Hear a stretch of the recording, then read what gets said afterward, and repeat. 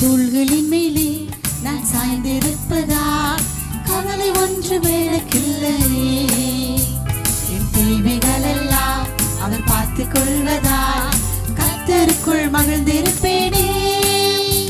அவர் வார்த்தையின் மேலே நான் சாய்ந்திருப்பதால் கவலை ஒன்று எனக்கில்லையே. என் தேவைகள் எல்லாம் அவர் பார்த்துக் கொள்வதால் கர்த்தருக்குள் மகிழ்ந்திருப்பேனே. யெகோவா ஈரே என் தேவன், தேவைகள் யாவும் சந்திப்பீரே. யெகோவா ராஃபா என் தேவன், என்னாலும் சுகம் தருவீரே. யெகோவா ஈரே என் தேவன், தேவைகள் யாவும் சந்திப்பீரே. யெகோவா ராஃபா என் தேவன், என்னாலும் சுகம் தருவீரே. மரண இருளில் பள்ளத்தாக்கில் நடக்க நேர்ந்தாலும் என் அப்பா என்னோடு இருப்பதால பயப்பட மாட்டேன். மரண இருளில் பள்ளத்தாக்கில் நடக்க நேர்ந்தாலும் என் அப்பா என்னோடு இருப்பதால பயப்பட மாட்டேன். எனக்கு விரோதமாய் ஆயிரங்களும் 10,000 எழுந்தாலும் அஞ்சிட மாட்டேன். எனக்கு விரோதமாய் ஆயிரங்களும் 10,000 எழுந்தாலும் அஞ்சிட மாட்டேன். யெகோவா ஈரே என் தேவன், தேவைகள் யாவும் சந்திப்பீரே. யெகோவா ராஃபா என் தேவன், என்னாலும் சுகம் தருவீரே. யெகோவா ஈரே என் தேவன், தேவைகள் யாவும் சந்திப்பீரே. யெகோவா ராஃபா என் தேவன், என்னாலும் சுகம் தருவீரே. நெருக்கத்திலே கர்த்தரை நோக்கி கூப்பிட்டேன், என்னை விசாலத்தில் கொண்டு வந்து மீட்டு கொண்டாரே. நெருக்கத்திலே கர்த்தரை நோக்கி கூப்பிட்டேன், என்னை விசாலத்தில் கொண்டு வந்து மீட்டு கொண்டாரே. என் பட்சத்தில் கர்த்தர் இருப்பதினாலே ஒருபோதும் நான் அசைக்கப்படுவதில்லையே. என் பட்சத்தில் கர்த்தர் இருப்பதினாலே ஒருபோதும் நான் அசைக்கப்படுவதில்லையே. யெகோவா ஈரே என் தேவன், தேவைகள் யாவும் சந்திப்பீரே. யெகோவா ராஃபா என் தேவன், என்னாலும் சுகம் தருவீரே. யெகோவா ஈரே என் தேவன், தேவைகள் யாவும் சந்திப்பீரே. யெகோவா ராஃபா என் தேவன், என்னாலும் சுகம் தருவீரே. அவர் தோள்களின் மேலே நான் சாய்ந்திருப்பதா கவலை ஒன்று எனக்கில்லையே. என் தேவைகள் எல்லாம் அவர் பார்த்துக் கொள்வதா கர்த்தருக்குள் மகிழ்ந்திருப்பேனே. அவர் வார்த்தையின் மேலே நான் சாய்ந்திருப்பதா கவலை ஒன்று எனக்கில்லையே. என் தேவைகள் எல்லாம் அவர் பார்த்துக் கொள்வதா கர்த்தருக்குள் மகிழ்ந்திருப்பேனே. யெகோவா ஈரே என் தேவன், தேவைகள் யாவும் சந்திப்பீரே. யெகோவா ராஃபா என் தேவன், என்னாலும் சுகம் தருவீரே. யெகோவா ஈரே என் தேவன், தேவைகள் யாவும் சந்திப்பீரே. யெகோவா ராஃபா என் தேவன், என்னாலும் சுகம் தருவீரே.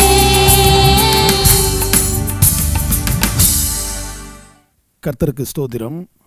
அடியனையும் ஒரு சிறு சாட்சியாக ஏற்படுத்தின கர்த்தருக்கு கோடான கோடி நன்றிகள். என்னுடைய பெயர் குமார். நான் 2014 ஆண்டவரை ஏற்றுக்கிட்டேன். நான் ஆண்டவரை ஏற்றுக்கிறதுக்கு காரணமே ஒரு பெரிய அற்புதம் தான் எனக்கு ஆண்டவர் செஞ்சார். அந்த விஷயத்தை வச்சு தான் நான் ஆண்டவரை ஏற்றுக்கிட்டேன். 2014 நான் இருதய பிரச்சனைனால மறிச்சிருக்கணும். அப்போ எனக்கு ஆண்டவரை பற்றி யாரும் சொல்லவும் இல்லை. எனக்கு ஆண்டவரை நான் இன்னும் ஏற்றுக்கல.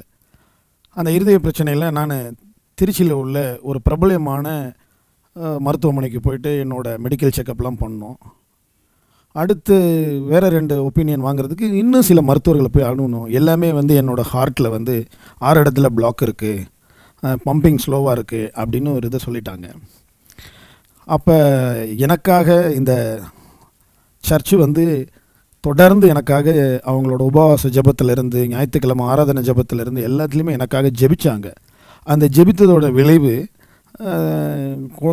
ஒரு மாதத்துக்குள்ளேயே எனக்கு வேறு ஒரு மருத்துவமனைக்கு போகக்கூடிய ஒரு சூழ்நிலை வந்துச்சு. அந்த டாக்டர் அப்போ வந்து கேட்டாங்க, இவருக்கு இருதய பிரச்சனை இருக்குதுன்னு யார் உங்களுக்கு ஒப்புதல் கொடுத்தா அப்படின்னு. அப்போ நாங்கள் எல்லா ரிப்போர்ட்ஸையும் காமிச்சோம். அவர் சொன்னார், இந்த ரிப்போர்ட்ஸில் இருக்கிறதெல்லாம் உண்மை தான், ஆனால் இவருக்கு இப்போ இருதயத்தில் எந்த பிரச்சனையுமே இல்லை, ஒரு ப்ராப்ளமும் இல்லை, நீங்கள் ஒன்றும் பயப்பட வேண்டாம் அப்படின்னு சொல்லி அவர் என்னை இது பண்ணார்.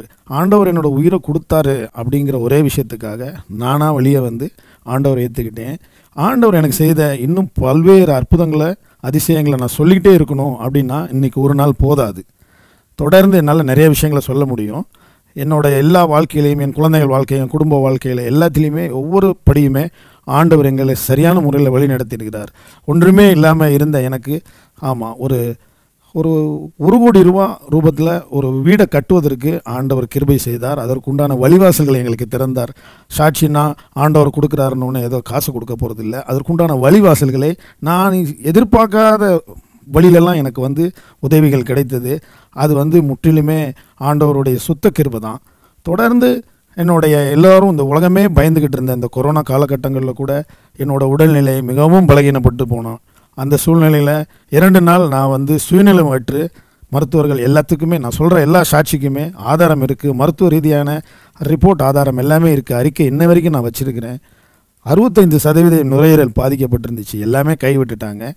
கஷ்டம்தான் அப்படின்னு சொல்லியிருந்த காலத்துலேயும் என் குடும்பமும் என் சபையாரும் எனக்கு வேண்டிய எல்லா உறவினர்களுமே, கிறிஸ்தவ சகோதர சகோதரிகள் எல்லாமே எனக்காக உலகத்தில் உள்ள அத்தனை கிறிஸ்தவர்களுக்கும் என்னோடய விஷயங்கள் தெரியப்படுத்தினாங்க. அதன் மூலியமாக எவ்வளோ பேர் ஜெபம் பண்ணாங்க. அந்த ஜெபத்தின் பலன் யாருமே எதிர்பார்க்காத அளவுக்கு எந்த பிரச்சனையும் இல்லாமல் கொரோனா காலகட்டத்தில் சுமார் 29 நாள் கழித்து மீண்டும் நான் உயிரோடு வந்தேன். இந்த உயிர் கொடுத்த தேவனை நான் எப்பயுமே எல்லா இடத்துலையும் சாட்சியாக சொல்லணும், சொல்லித்தான் தீர்வேன் அப்படின்னு நானும் வைராக்கியமாக இருக்கிறேன். இன்றைக்கி இந்த வாய்ப்பை வந்து உங்கள் எல்லாத்தோடு நான் பகிர்றதுக்கு ரொம்ப சந்தோஷப்படுறேன். ஆண்டவர் தாமே எனக்கு இப்படிப்பட்ட ஒரு அற்புதமான ஒரு வாழ்க்கையை கொடுத்து அற்புதமாக என்னை வழி நடத்தி, என்னை மட்டும் இல்லை, என் மனைவி, என் குழந்தைகள் எல்லாத்தையுமே கர்த்தருக்குள் எப்படி நடத்துறது அப்படிங்கிறத எங்களை நித்தமும் நடத்திட்டு வர்றாரு. என்னையை நடத்தின கர்த்தர் உங்கள் எல்லாத்தையும் நடத்த வல்லவராக இருக்கிறார். அதனால் ஆண்டவர் எல்லாமே நல்லா இருக்க பிடிச்சிக்கங்க.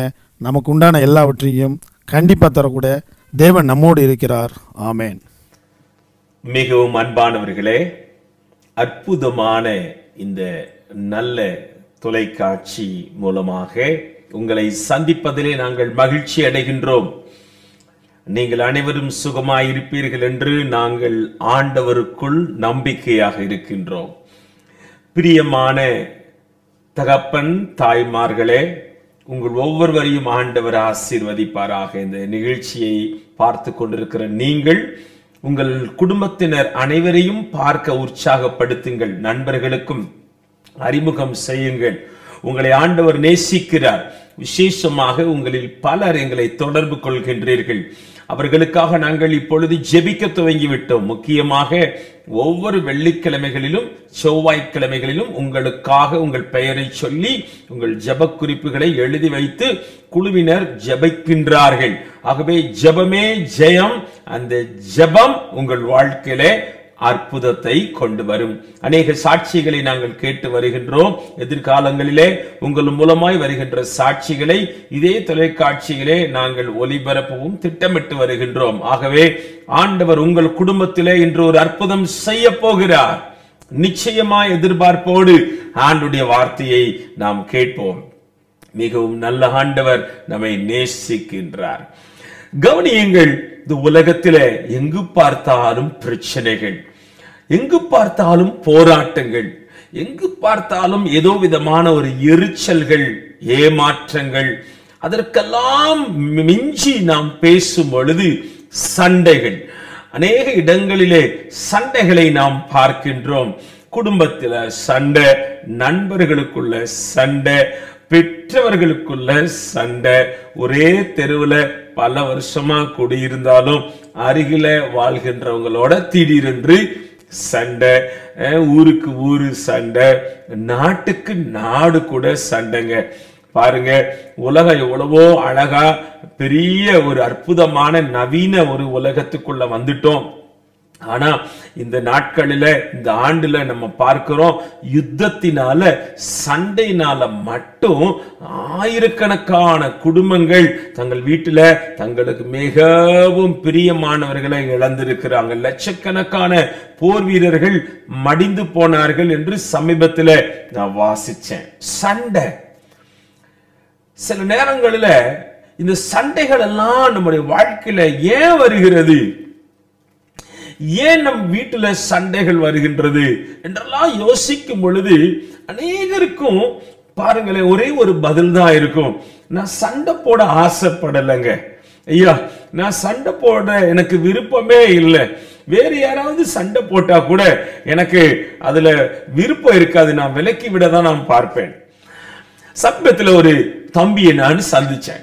அந்த தம்பி சொன்னாரு, ஐயா நான் சினிமா பார்க்கும் பொழுது சினிமால சண்டை பயிற்சி அப்படின்னு அந்த அழகா அந்த விளம்பரம் போட்டுக்கிட்டே இருவாங்க. பாடல் பயிற்சி, நடன பயிற்சி, இயக்கம், கதை, வசனம், அதுல சண்டை பயிற்சி.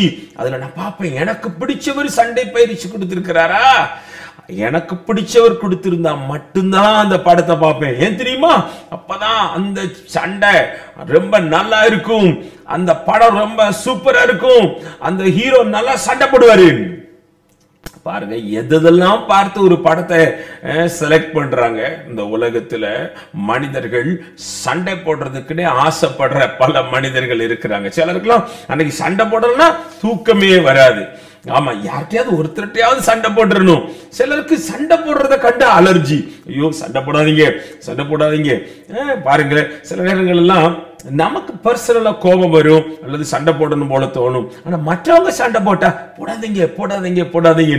சிலருக்கு ஒரு குணம் இருக்குது, யார் சண்டை போட்டாலும், எந்த தெருவில் சண்டை போட்டாலும், எந்த ஊர்ல சண்டை போட்டாலும் போய் நடுவில் போய் நின்றுவாங்க. ஒதுங்கிக்கோங்க, விலக்கி விடுறேன், நான் விலக்கி விடுறேன். சண்டையினால் என்ன எனக்கு நஷ்டம், என்ன எனக்கு லாபம், இவைகளெல்லாம் ஒரு பெரிய கேள்வியாக இருக்கிறது. சிலர்லாம் எங்கள்கிட்ட சொல்லுவாங்க, பாஸ்டர் நான் சண்டை போடக்கூடாதுன்னு நான் தீர்மானம் என்னைக்கு அதிகமா எடுக்கிறேனோ அன்னைக்குதான் நான் சண்டை போடுறேன். சிலர் சொல்லுவாங்க, இன்றைக்கு நான் என் கணவர் கூட சண்டை போடக்கூடாதுன்னு நான் முடிவெடுத்தேன். பாருங்க, எனக்கே தெரியல, இவ்வளோ வருஷத்துல நான் போடாத சண்டை இன்னைக்கு நான் போட்டுட்டேன்.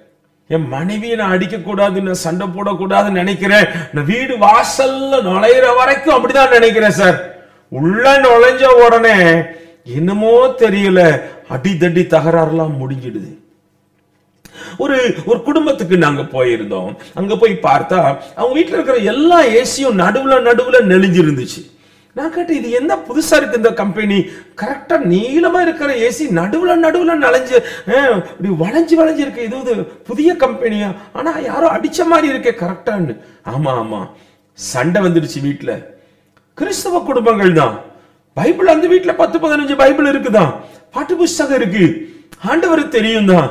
ஆனா ஏசி, எல்லா ஏசியும், நான் கேட்டேன், ஒரு ஏசி ரைட்டு, எல்லா ஏசியும் இப்படி அடிச்சிருக்கிறாங்க. ஆமா, கோபத்துல வீட்டினுடைய தலைவர் சொல்லிட்டாரு, நான் வாங்கின ஏசிடா, நீ எல்லாம் நான் வெளியில வேலைக்கு போன பிறகு ஜாலியா இது போட்டுட்டு சில்லுன்னு இருக்கிறீங்களா, ஒருத்தனுக்கும் வேண்டான்னு சொல்லி எல்லா ஏசியும் உடைச்சு எல்லா வீட்டுல இருக்கிற பொருளையும் உடைச்சிட்டு அவர் போய் பஸ் ஸ்டாண்ட்ல போய் உட்கார்ந்துக்கிட்டாரு.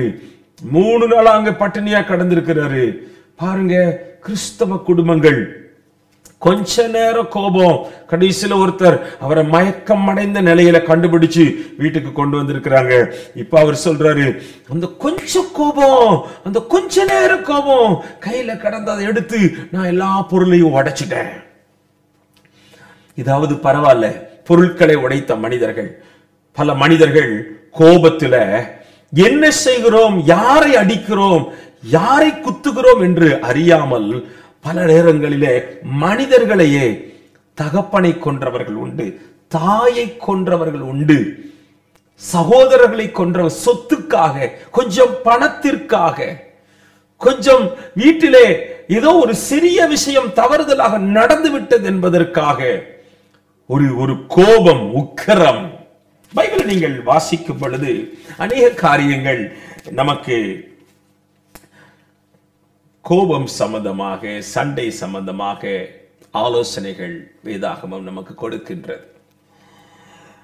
நீதிபதிகள் 15ஆம் அதிகாரம் 1ஆம் வசனம், மெதுவான பிரதியுத்திரம் உக்கிரத்தை மாற்றும், கடும் சொற்களோ கோபத்தை எழுப்பும். A soft answer turns away wrath, but a harsh word stirs up anger.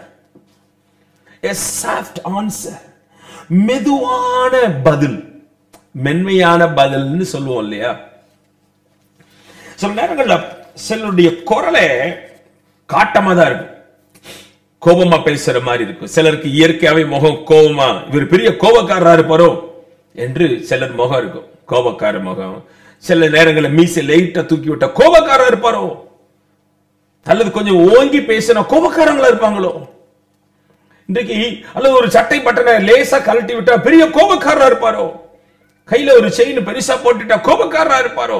மனிதர்கள் இன்றைக்கு பொதுவாக தங்களை பெரிய ஒரு பராக்கிரமசாலிகளாக அல்லது கோபக்காரர்களாக காட்டிக்கொள்ள ஆசைப்படுகிறார்கள். ஏனென்று தெரியவில்லை. ஆச்சரியமா இருக்கிறது. சில நேரங்களில் வீடுகளில் சண்டைகள் நடக்கும்.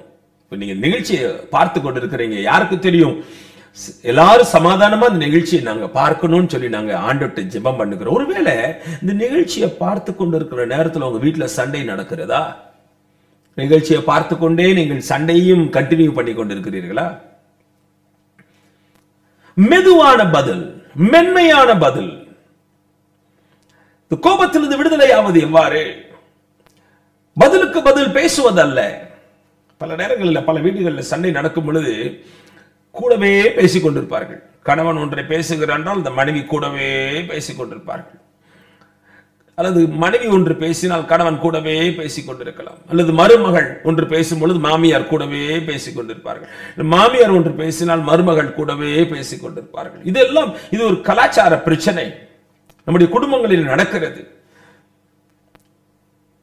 இந்த வார்த்தையை கவனித்துக் கொண்டிருக்கிற அன்பானவர்களே, பைபிள் சொல்கிறது மெதுவான மென்மையான பதில். மென்மையான பதில் உக்கிரத்தை மாற்றும். ஒரு மனிதன் வீட்டுக்குள்ளே உக்கிரமாய் கோபமாய் நுழைகிறார் என்று வைத்துக் கொள்வோம். உங்கள் குடும்ப தலைவரோ, உங்கள் கணவனோ, அல்லது மனைவியோ, அல்லது உங்க அப்பாவோ, உங்கள் தம்பியோ, உங்கள் மாமாவோ, அல்லது எதிரியோ உக்கிரமாய் கோபமாய் வருகிறார்கள். என்ன செய்யலாம்? கோபத்திற்கு கோபத்தை காட்டலாமா? மென்மையான பதில். ஏனென்றால் கடும் சொற்களோ கோபத்தை எழுப்பும். கடும் சொற்கள் பல நேரங்களில் இந்த வாழ்க்கையில நாம் சொல்லிவிடுகிறதான கடுமையான சொற்கள், வார்த்தைகள், நாம் உதறுகிறதான பேசுகிறதான வார்த்தைகள் கோபத்தை எழுப்புகிறது.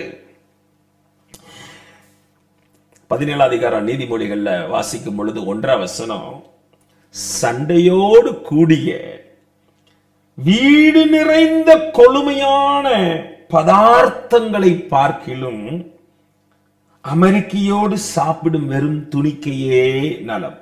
இது தமிழ்ல தான் எழுதப்பட்டிருக்கிறது, அதனால கொஞ்சம் எளிமையாய் நான் தமிழிலே உங்களுக்கு சொல்லுகிறேன்.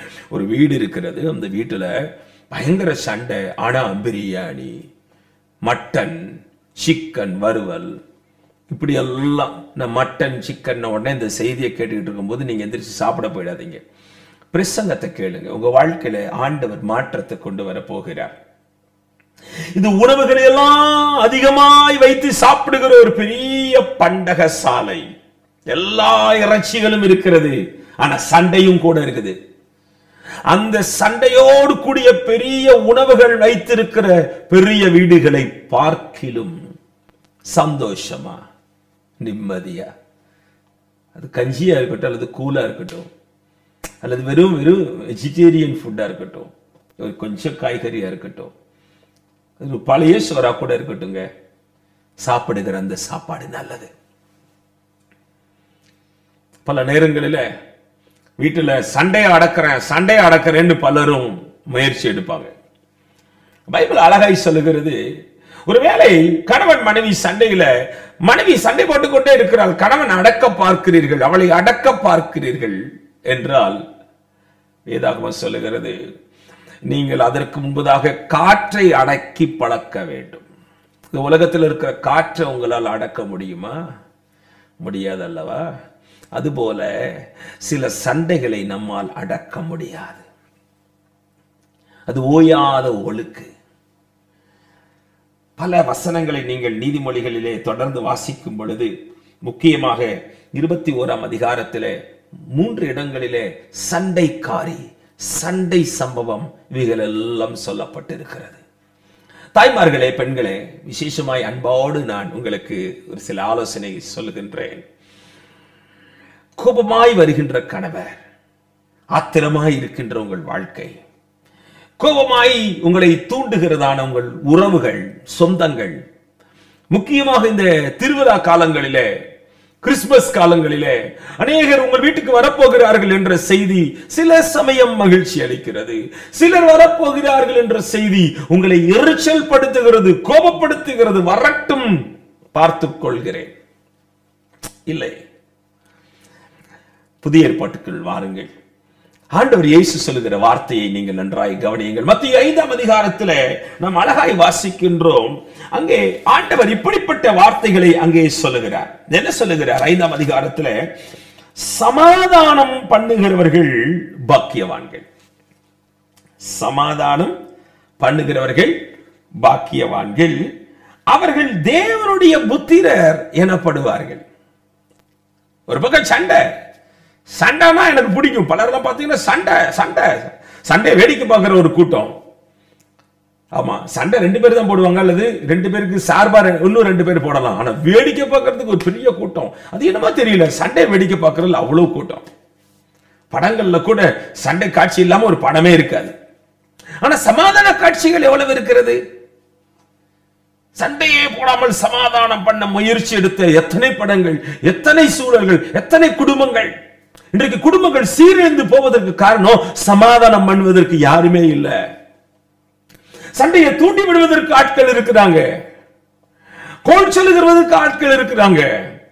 பல நேரங்களில் இந்த கோபமா இருக்கிறவர் சமாதானம் பண்ணுகிறவரை மறுதலிக்கிறாரு, வெறுக்கிறாரு. ஆனா சண்டையை தூண்டி விடுகிறவங்களை பார்த்தா அவருக்கு ரொம்ப பிடிச்சிருக்கு.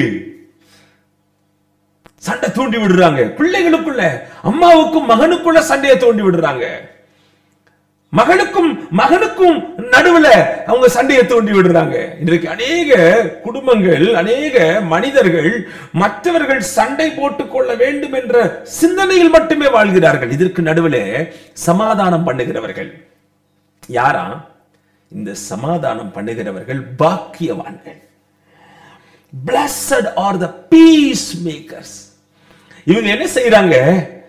இந்த சமாதானம் பண்ணுகிறவங்க தேவனுடைய புத்திரர், பிள்ளைகள் என்று அழைக்கப்படுகிறார்கள். அன்பானவர்களே, சமாதானம் பண்ணுகிற ஒரு அற்புதமான ஒரு உணர்வு.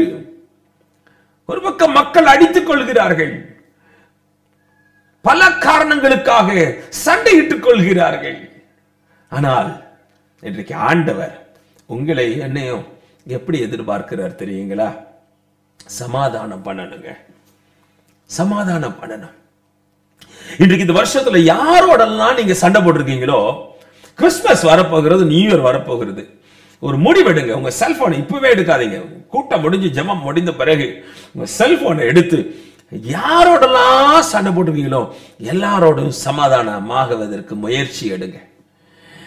யாரெல்லாம் சண்டை போடுறதுக்கு நீங்க காரணமா இருந்தீங்களோ போன் எடுத்து, ஐ எம் சாரி, நான் தேவையில்லாம நான் அதை சொல்லிட்டேன், அந்த பிள்ளை அப்படி பேசல, அந்த தம்பி அப்படி நடந்துக்கிறல, அந்த வீட்டில் அந்த காரியம் நடக்கல என்ற உண்மையை நீங்க சொல்லுங்க.